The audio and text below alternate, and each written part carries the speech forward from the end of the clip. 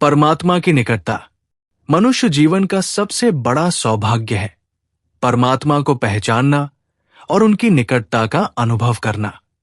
लेकिन ये निकटता कोई दूर की चीज नहीं है, ये हमारे हृदय के भीतर ही है।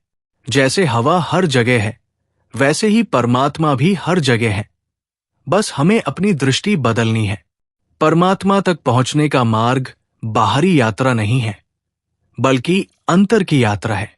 जैसे दीपक जलाने के लिए बाती और तेल का संग होना जरूरी है, वैसे ही परमात्मा का अनुभव पाने के लिए श्रद्धा और साधना का संग होना जरूरी है। ध्यान, नाम स्मरण और सच्चे कर्म, ये तीन ऐसे साधन हैं जो हमें उनकी ओर खींचते हैं। जब हम किसी का भला करते हैं, तब हम केवल उस व्यक्ति की मदद नहीं करते, बल्कि अपने भीतर छिपे ईश्वरीय स्वरूप को जगाते हैं। परमात्मा हमारे दुख में हमें थामते हैं और सुख में हमें मार्ग दिखाते हैं। फर्क बस इतना है कि हम उनकी आवाज को सुनने की आदत डालें।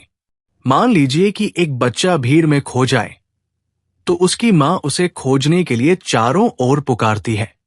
बच्चा जैसे ही मां की आवाज पहचान लेता है, वो तुरंत उसकी ओर दौड़ पड़ता है। ठीक उसी तरह हम भी जब परमात्मा की पुकार यानी अंतरात्मा की शांति, प्रेम और सत्य को पहचान लेते हैं, तो हमारी आत्मा उनकी ओर दौड़ पड़ती है। जीवन में चाहे कितनी भी कठिनाइयां क्यों ना आए, ये स्मरण रखना चाहिए, परमात्मा हमें कभी छोड़ते नहीं, बल्कि हमें संवारते हैं। वे हमारे मार्गदर्शक, रक्षक और सबसे बड़े मित्र हैं। अगर हम प्रतिदिन थोड़ी देर उनका नाम लें, कृतज्ञता व्यक्त करें और अपने कर्मों में ईमानदारी रखें, तो हम उनके निकट आते जाएंगे और वही क्षण हमारे जीवन का सच्चा सतयुग होगा। सहज प्रणाम।